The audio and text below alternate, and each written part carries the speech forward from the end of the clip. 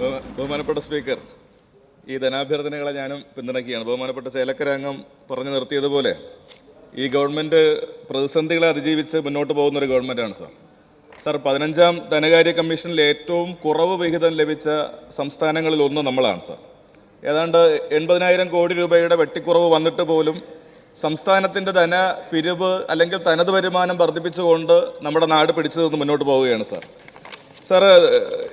തിരുവനന്തപുരം ജില്ലയുടെ വികസനത്തിന് പ്രത്യേകമായിട്ടൊരു പരിഗണന ഈ ഗവൺമെൻറ് തന്നിട്ടുണ്ട് എന്നുള്ള കാര്യം പറയാതിരിക്കാൻ വേണ്ടി നിർവാഹമില്ല സാർ. വിഴിഞ്ഞം അന്താരാഷ്ട്ര തുറമുഖം ട്രയൽ റൺ സമയത്ത് തന്നെ ഏതാണ്ട് 151 കപ്പലുകൾ എത്തിയിരിക്കുന്ന ഒരു വാർത്തയാണ് നമുക്ക് കാണാൻ വേണ്ടി കഴിയുന്നത്. 6 മാസത്തിനുള്ളിൽ 3 ലക്ഷത്തിലധികം TEU ചരക്ക് അവിടെ കൈകാര്യം ചെയ്തിരിക്കുകയാണ്. അടുത്ത ഘട്ടം പരിസ്ഥിതി അനുമതിയും ലഭിച്ചിരിക്കുകയാണ്. അപ്പോൾ ഈ ഗവൺമെൻറ് കാലത്ത് തന്നെ അതിൻ്റെ ഫംഗ്ഷനിങ് ആരംഭിച്ച് തിരുവനന്തപുരത്തിൻ്റെ വികസനത്തിന് ഒരു വലിയ മുന്നേറ്റമാകുമെന്നുള്ളതാണ് ഞാൻ സൂചിപ്പിക്കുന്നത്. സാർ, വിഴിഞ്ഞം നാവായിക്കുളം വ്യവസായ ഇടനാഴി ഉൾപ്പെടെയുള്ള കാര്യങ്ങൾ തലസ്ഥാന വികസനത്തിന് കുതിപ്പേകും sir. Outer area growth corridor, വിഴിഞ്ഞം ലോജിസ്റ്റിക് ടൗൺഷിപ്പ് ബഡ്ജറ്റിൽ പ്രഖ്യാപിച്ചിട്ടുണ്ട് sir. Kovalam health tourism hub government പ്രഖ്യാപിച്ചിരിക്കുകയാണ് സാർ. മെട്രോ റെയിൽ തിരുവനന്തപുരത്ത് യാഥാർത്ഥ്യത്തിലേക്ക് എത്തിക്കുമെന്ന് ഗവൺമെൻറ് പ്രഖ്യാപിച്ചിരിക്കുകയാണ് സാർ. അതിൻ്റെ അലൈൻമെൻറ്റ് ഫൈനലാക്കേണ്ടതായിട്ടുണ്ട്. പള്ളിപ്പുറം ടെക്നോ സിറ്റി മുതൽ കഴക്കൂട്ടം ബൈപ്പാസ് വരെയുള്ള ചാക്ക, പുത്തരിക്കണ്ടം, കരമന വരെയുള്ള ഭാഗത്തേക്കുള്ള മെട്രോ കൂടി വരുന്നതോടുകൂടി നമുക്ക് കുറച്ചുകൂടി മുന്നോട്ട് പോകാൻ വേണ്ടി സാധിക്കും sir. Capital region development programme അതിൻ്റെ 2ാം ഘട്ട നടപടികളും നമ്മൾ ആരംഭിച്ചിരിക്കുകയാണ്. കോവളം ബേക്കൽ ജലപാത വികസനം അടക്കമുള്ള കാര്യങ്ങൾ വരികയാണ് സാർ. മെട്രോപൊളിറ്റൻ വികസന അതോറിറ്റി രൂപീകരിക്കുമെന്ന് കൂടി ഗവൺമെന്റ് പ്രഖ്യാപിച്ചിട്ടുണ്ട്. അത് വളരെ പ്രതീക്ഷയോടുകൂടി ഞങ്ങൾ നോക്കിക്കാണുകയാണ് സാർ. പൊതുജനാരോഗ്യ രംഗത്ത് ഇപ്പോൾ ഏറ്റവും കൂടുതൽ സൗജന്യ ചികിത്സ നൽകുന്ന സംസ്ഥാനമാണ് കേരളം.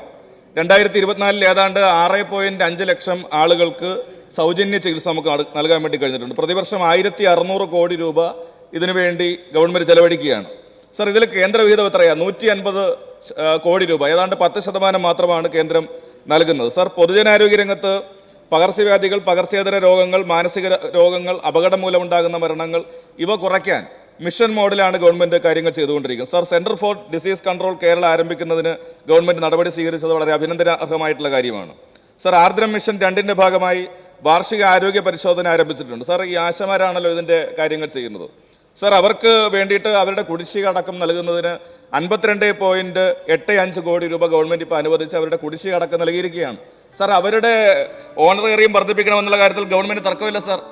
കേന്ദ്ര ഗവൺമെന്റ് കൂടുതൽ വിഹിതം നൽകിക്കഴിഞ്ഞാൽ അവരുടെ ഓണറേറിയം അടക്കമുള്ള കാര്യങ്ങളിൽ മാറ്റം വരുത്തി വലിയൊരു ശമ്പള വർധനവ്, ഓണറേറിയം വർധനവ് വരുത്തുന്നതിന് അനുകൂലമായൊരു നിലപാടുണ്ട്. അപ്പോൾ അതിനു വേണ്ടിയിട്ടാണ് കേരളം ഒരുമിച്ച് പരിശ്രമിക്കേണ്ടത് എന്നുകൂടി ഞാൻ ഈ അവസരത്തിൽ സൂചിപ്പിക്കുകയാണ് സാർ. എല്ലാ പ്രാഥമിക ആരോഗ്യ കേന്ദ്രങ്ങളും കുടുംബാരോഗ്യ കേന്ദ്രങ്ങളാക്കി മാറ്റിക്കൊണ്ടിരിക്കുകയാണ് സാർ. ഉച്ച കഴിഞ്ഞും OPയും ലാബും ഫാർമസിയും ഉറപ്പാക്കാൻ ആവശ്യമായിട്ടുള്ള ശ്രമങ്ങൾ നടത്തുകയാണ് സാർ. എനിക്ക് ബഹുമാനപ്പെട്ട മിനിസ്റ്ററോട് പറയാനുള്ളത്, അങ്ങനെ ആക്കുമ്പോൾ കൂടുതൽ സ്റ്റാഫിൻ്റെ സേവനം കൂടി അവിടെ ഉറപ്പുവരുത്താൻ വേണ്ടിയുള്ള പരിശ്രമം നടത്തണം. ഇങ്ങനെ ആക്കിയെന്ന് നമ്മൾ പറയുമ്പോൾ പോലും ചില സ്ഥലങ്ങളിൽ ആ പ്രശ്നമുണ്ട്.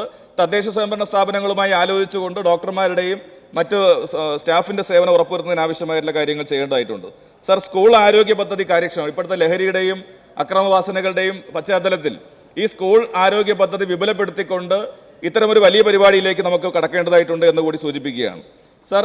നമ്മുടെ നാട്ടിൽ ഓരോ പൗരൻ്റെയും ആയുസ് വർദ്ധിക്കുകയാണ്. 75 വയസ്സിന് മുകളിൽ തന്നെ ഇപ്പോൾ തന്നെ ആയുർദൈർഘ്യമുണ്ട്. അപ്പോൾ സമഗ്ര വൃദ്ധാരോഗ്യ സംരക്ഷണ പദ്ധതി നമ്മൾ പ്രത്യേകമായി നടപ്പിലാക്കണം. അവരുടെ പരിപാലനത്തിന് ആവശ്യമായിട്ടുള്ള കാര്യങ്ങൾ ചെയ്യണം. ഈ സമീപകാലത്ത് തിരുവനന്തപുരത്ത് ഉൾപ്പെടെ പല വൃദ്ധ ദമ്പതികളും മക്കൾ പരിചരിക്കാത്തത് കാരണം ആത്മഹത്യ ചെയ്യുന്ന വാർത്തകൾ കണ്ടുകൊണ്ടിരിക്കുകയാണ് സാർ. ഈ ഒരു പശ്ചാത്തലത്തിൽ അതിനാവശ്യമായിട്ടുള്ള ഒരു പരിഗണന നൽകിക്കൊണ്ട് കാര്യങ്ങൾ ചെയ്യണമെന്ന് കൂടി ഞാൻ പ്രത്യേകമായിട്ട് സൂചിപ്പിക്കുകയാണ് സാർ. ഒപ്പം തന്നെ ഈ ഡയാലിസിസ് രോഗികളുടെ എണ്ണം ദിനംപ്രതി വർദ്ധിച്ചു വരികയാണ്. കാരണം MLA എന്ന നിലയിൽ ഞങ്ങളുടെ അടുത്തൊക്കെ പല രോഗികളും വന്ന് സൗജന്യ ഡയാലിസിസ് കിട്ടാൻ ആവശ്യമായിട്ടുള്ള ഒരു സമ്മർദ്ദം നടത്തണമെന്ന് പറഞ്ഞ് ഞങ്ങളെ സമീപിക്കുകയാണ് സാർ. അപ്പോൾ ഡയാലിസിസ് സെൻ്ററുകളുടെ എണ്ണം വർദ്ധിപ്പിക്കാൻ ബഹുമാനപ്പെട്ട ആരോഗ്യവകുപ്പ് മന്ത്രി പ്രത്യേകമായ ഒരു പരിഗണന നൽകണമെന്ന് കൂടി ഞാൻ ഈ അവസരത്തിൽ സൂചിപ്പിക്കുകയാണ്. കഴിഞ്ഞ 5 വർഷം ഇപ്പോൾ KSRTCയുടെ കാര്യത്തിൽ ഏതാണ്ട് 6000 കോടി രൂപ ഗവൺമെന്റ് KSRTCക്ക് വേണ്ടി ചെലവഴിച്ചിരിക്കുകയാണ്.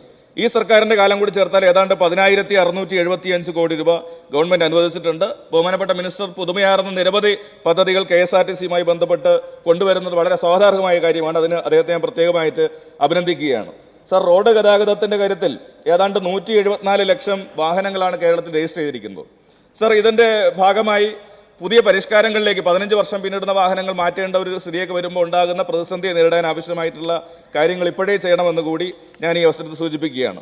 സർ, മത്സ്യബന്ധനം ഏതാണ്ട് 590 കിലോമീറ്റർ ദൈർഘ്യമുള്ള കടൽ തീരമാണ് നമുക്കുള്ളത്. സർ, നമ്മുടെ മുമ്പിൽ ഓഖി അടക്കമുള്ള കാര്യങ്ങളുണ്ട്. ആ ഓഖി ദുരന്ത കാലത്ത് നമ്മൾ എടുത്തിട്ടുള്ള നടപടികൾ എല്ലാവരാലും ശ്രദ്ധിക്കപ്പെടുകയും അഭിനന്ദിക്കപ്പെടുകയും ചെയ്തിട്ടുള്ളതാണ്. സർ, അതിൻ്റെ ചില കാര്യങ്ങൾ കൂടി പരിശോധിച്ച് ആ മത്സ്യബന്ധന മേഖലയിലെ പാവപ്പെട്ട മത്സ്യത്തൊഴിലാളികളെ സഹായിക്കുന്നതിന് ആവശ്യമായിട്ടുള്ള കർമ്മപരിപാടി പ്രത്യേകമായി ആസൂത്രണം ചെയ്യണം എന്നുകൂടി ഞാൻ ഈ അവസരത്തിൽ സൂചിപ്പിക്കുകയാണ്. സർ, ചില കാര്യങ്ങൾ കൂടി സൂചിപ്പിച്ചുകൊണ്ട് ഞാൻ എൻ്റെ വാക്കുകൾ അവസാനിപ്പിക്കുക. സർ, BJP സർക്കാർ ഫണ്ട് തരാതിരുന്നിട്ടും നമ്മുടെ നാട് മുന്നോട്ട് പോവുകയാണ്. ഞാൻ നേരത്തെ സൂചിപ്പിച്ചു, അത് തനത് വരുമാനം വർദ്ധിപ്പിച്ചുകൊണ്ടാണ് ആ കാര്യങ്ങൾ ചെയ്യുന്നത്. സർ, കേരളത്തിന്റെ വികസനത്തിന് കോൺഗ്രസ് ഒരു സംഭാവനയും ചെയ്യുന്നില്ല എന്ന് മാത്രമല്ല, റോഡ് പണി തടയുമെന്ന് പ്രതിപക്ഷ നേതാവ് അടക്കം പറയുന്ന നിലയിലേക്ക് വരികയാണ്. സർ, കഴിഞ്ഞ ഉപതെരഞ്ഞെടുപ്പുകളുടെ റിസൾട്ട് ഒന്ന് നോക്കിയേ. 30 സ്ഥാനങ്ങളിൽ LSTDകളിലേക്ക് നടന്നിട്ടുള്ള 30 സ്ഥാനങ്ങളിലേക്കുള്ള ഇലക്ഷനിൽ ആരാ സാർ മുൻതൂക്കം നേടിയത്?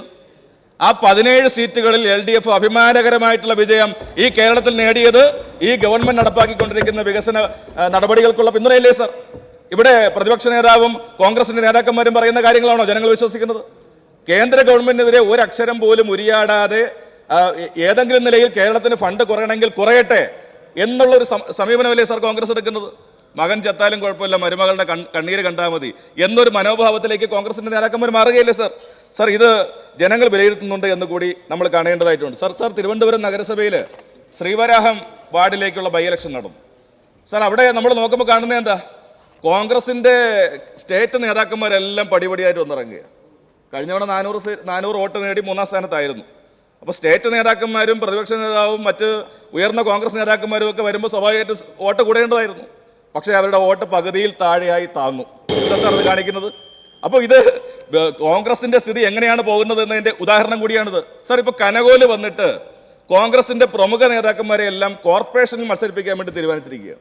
പക്ഷെ ശബരിനാഥൻ മത്സരിക്കുന്നു, ഇനി പ്രതിപക്ഷ നേതാവ് മത്സരിക്കുന്നു, എനിക്ക് അറിഞ്ഞൂടാ. ആ നിലയിലേക്ക് കോൺഗ്രസ് അധപതിക്കുന്ന കാഴ്ചയാണ് ഇപ്പൊ കാണാൻ വേണ്ടി പോകുന്നത് എന്ന് കൂടി ഞാൻ ഈ അവസരത്തിൽ സൂചിപ്പിക്കാൻ വേണ്ടി ആഗ്രഹിക്കുകയാണ്. സർ, പാതിവില സ്കൂട്ടറുമായി ബന്ധപ്പെട്ട് ഈ നമ്മുടെ തിരുവനന്തപുരത്തുള്ള ആൾക്കാരാണല്ലോ അതിന്റെ പ്രധാനപ്പെട്ട സായിഗ്രാമവുമായി ബന്ധപ്പെട്ടുള്ള ഒരാൾ അതിന്റെ പ്രതിയായി മാറിയിട്ടുണ്ട്. സർ, അത്തരം തട്ടിപ്പുകൾ കണ്ടെത്തുന്ന കാര്യത്തിൽ നമ്മുടെ ഗവൺമെന്റ് കൃത്യമായ നിലപാടെടുത്തിട്ടുണ്ട്. സർ, ഇവിടുത്തെ ഒരു MLA അടക്കം ഒരു MP അടക്കമുള്ള ആളുകൾ ഈ കാര്യത്തിൽ പങ്കുവഹിച്ചു എന്നുള്ള വാർത്ത പുറത്തുവരികയല്ലേ സർ? സർ, അത്തരം തട്ടിപ്പുകൾ കണ്ടെത്താൻ ഈ ഗവൺമെന്റ് കൃത്യമായിട്ടുള്ള നടപടികൾ സ്വീകരിച്ചിട്ടുണ്ട് എന്നുള്ള കാര്യം കൂടി ഞാൻ ഈ അവസരത്തിൽ സൂചിപ്പിക്കുകയാണ്. സർ, പവർ കട്ടില്ലാത്ത ഒരു നാടിനെ സൃഷ്ടിക്കാൻ നമ്മുടെ വൈദ്യുതി വകുപ്പ് വളരെ മികച്ച പ്രവർത്തനം നടത്തിയിട്ടുണ്ട് എന്നുള്ള കാര്യം കൂടി ഞാൻ ഈ അവസരത്തിൽ സൂചിപ്പിക്കുക. അതിന് പ്രത്യേകമായിട്ടുള്ള ഒരു അഭിനന്ദനം കൂടി ഞാൻ ബഹുമാനപ്പെട്ട മിനിസ്റ്റർക്ക് നേരുകയാണ്.